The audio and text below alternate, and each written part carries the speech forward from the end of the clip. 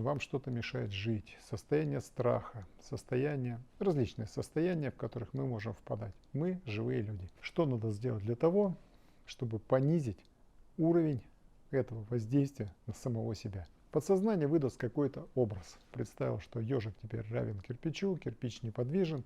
Это взять этот кирпич и физически уничтожить. Через 2-3 раза, вуаля, вы прям четко почувствуете, что больше этот вопрос так сильно вас не триггерит, и вы спокойно можете заняться другими делами, абсолютно осознанно.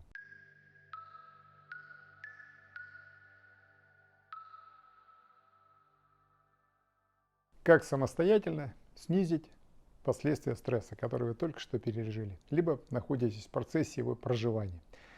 Очень интересная техника, сейчас я о ней расскажу. Я клинический психолог, гипнолог-кинезиолог Николай Соловьев.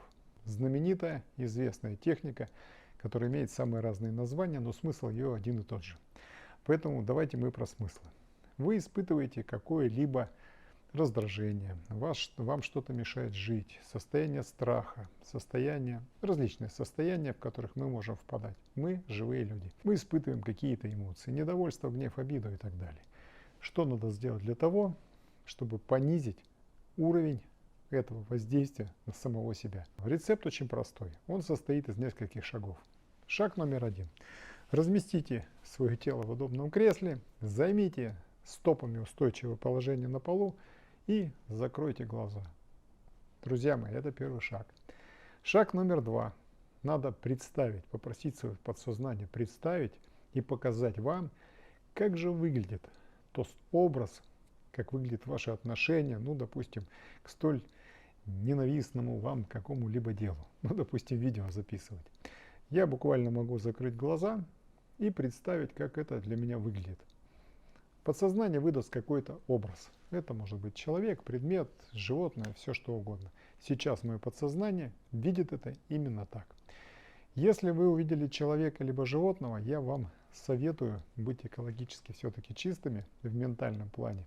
И дальше это перевести в какой-то, ну скажем так, неодушевленный предмет. Допустим, я увидел какого-то ежика. Так выглядит сегодня мое раздражение от записи какого-либо видео для контента. Я перевожу этого ежика, представляю, включаю Photoshop в голове, как угодно, пусть для вас это звучит, и представляю, что мы этого ежика переделали, ну, допустим, в кирпич.